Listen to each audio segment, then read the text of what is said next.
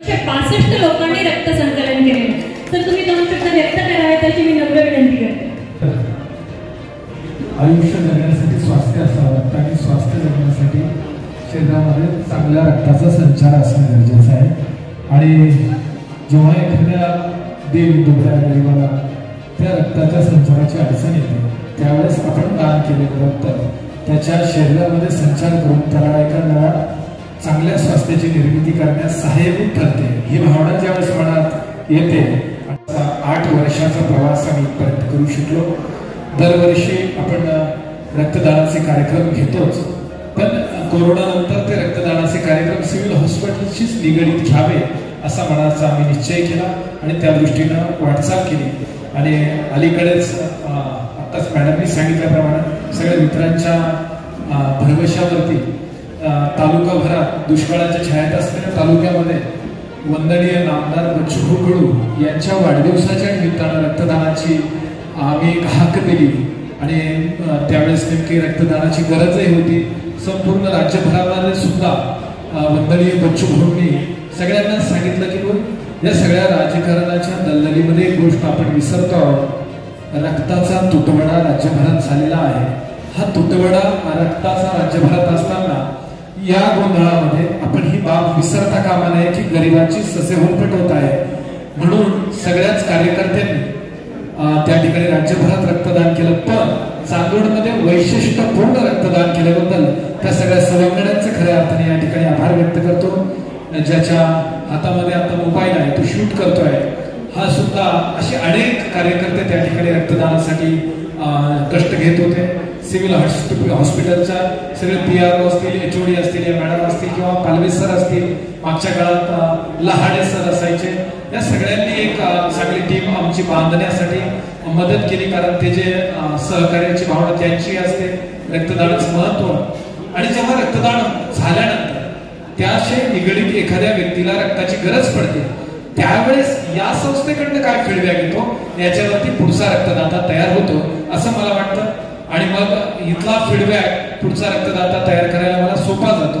आणि सिव्हिल हॉस्पिटल्सनी कधीही तो फीडबॅक द्यायला कंजूशी दाखवली नाही, कसूर केला नाही. त्यामुळं ते रक्तातले तो जो रक्तदाता आहे त्याची संख्या वाढते. विशेष अर्थानं जसं सिव्हिलकडं आम्ही रक्तदानाच्या दृष्टीनं मजबूत संस्था म्हणून बघतो, तसंच इतर क्षेत्रात सुद्धा आता वरिष्ठ मंडळी बऱ्यापैकी निघून गेली. आम्हाला शिंदे सरांशी जरा बोलायचंच होतं त्या विषयावरती. जे सिव्हिल हॉस्पिटलचे जेवढ्या ब्रँचेस आहेत, म्हणजे समजा आमच्याकडे उपजिल्हा रुग्णालय आहे चांदवडला, तर त्यामध्ये ती जी आमची अटॅचमेंट आहे सामान्य माणसाची, सिव्हिल हॉस्पिटलला रक्तदान द्यायचं तर नाका मुरडतात. का मुरडतात? तर सरकारी आहे, सरकारी काहीच चांगलं नाही, सरकारचं काहीच चांगलं नाही. हे जी नकारात्मकता मनामध्ये घर करून बसतीये त्यावरती सुधारणा करण्यासाठी आता बाकीच्यांचा परिचय नाही माझ्याशी, पण त्याच संदर्भातली मंडळी असतील तर ज्याही काही नागरिकांच्या तक्रारी आहेत त्या संदर्भात चांगली सुलभता यावी एवढंच या ठिकाणी सांगेन. आणि मॅडम, आमच्या सिव्हिलला ब्लड स्टोरेज सेंटर आहे असं माहीत पडलं, पण प्रोसेसिंग झाल्यानंतर तिकडे ब्लड ठेवायला मिळालं पाहिजे अशी एक तिथनं आम्हाला बाजू कोणीतरी सांगितली आहे. तर जर समजा प्रोसेसिंग झाल्यानंतर काही ब्लड तिथंही मिळालं तर चांदोड नाशिक असा प्रवास टळेल आमचा. तर तेवढी काय असेल ती प्रोसेस बघून आणि आम्हाला सहकार्य करावे एवढी विनंती करतो. आणि पुढच्या काळात देखील आम्ही किमान 500 बॅग ब्लड दरवर्षी डोनेट करणार आहोत. आणि त्याच्यासाठी गावखेड्यामध्ये आम्ही सगळ्यांना त्या संदर्भात जाणीवपूर्वक चळवळ उभी करणार आहोत. आणि बऱ्याच जणांनी यावेळेस सांगितलं की रक्तदान केल्यानंतर आम्हाला फ्रेश वाटायला लागलंय.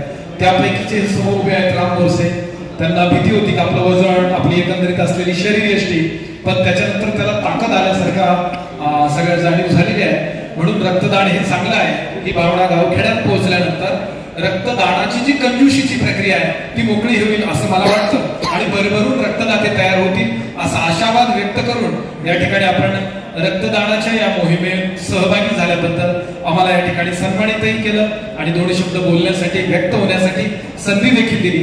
यासाठी मी सगळ्या संयोजकांचे या ठिकाणी ऋण व्यक्त करतो, आभार व्यक्त करतो. आणि ही चळवळ जोराने पुढे जाऊ द्या आणि गरिबाला यात सहकार्य करा. गरिबाला आणि येताच मी ओझरच्या पुढे होतो तर आमच्या वंदनीय बच्चू भाऊ ज्यांनी 123 वेळा राज्यकर्त्यानं 123 वेळा रक्तदान केल्याचा हा रेकॉर्ड असावा. राज्यकर्त्यानं बरं रक्तदान कसं? मी स्वतः राजस्थान आणि हरियाणाच्या बॉर्डरवर रक्तदान केले. का तर शेतकरी चळवळीत आम्हाला पुढे जाऊ देत नव्हते. आम्हाला आमच्या भावाला दिल्लीकडे मांडायच्या होत्या. आम्हाला तिथे बॅन केला. मग रक्त सांडण्यापेक्षा रक्तदान करूया आणि जवळपास तिथं 300 लोकांनी रक्तदान केलं. स्वतः बच्चू भाऊंनी पहिलं रक्तदान केलं आणि मग ते पुढे गेले. अशा कितीतरी वेळा माझ्या समोर, मी 8 वर्ष चळवळीत आहे, माझ्या समोर तर 10 वेळा रक्तदान त्यांनी केलेलं आहे. आणि त्या रक्तदात्यांच्या चळवळीचा महत्वाचे भाग असलेल्या बच्चू भाऊंनी आम्ही ज्यावेळेस इकडे रेकॉर्ड ब्रेक रक्तदान केले, ही माहिती मिळाली तर त्यांनी आज आम्हाला या सगळ्या रुग्णसेवेच्या या सगळ्या प्रवासासाठी एक अँब्युलन्स भेट देण्याचं ठरवलं. आणि आताच तो येतानाच फोन आला होता. एक अँब्युलन्स ते आम्हाला देणारे आमच्या सगळ्या समूहाला, आमच्या म्हणण्यापेक्षा आपल्या समूहाला अँब्युलन्स आहे ती कुणालाही गरजेची पडू शकते आणि निसंकोचपणे ती अँब्युलन्स सेवा तत्वावरच चालेल हा विश्वास त्यांनाही आहे. त्या संस्कारात आम्ही मोठे झालेलो आहोत. त्या सेवा तत्वानं जसं रक्तदान होतं तसंच जीवदानासाठी आमची अँब्युलन्स कामात यावी हा विश्वास व्यक्त करतो आणि थांबतो. धन्यवाद. जय जवान, जय किसान, जय प्रहार. धन्यवाद सर. तुमचं सहकार्य असंच लाभो ही विनंती. यानंतर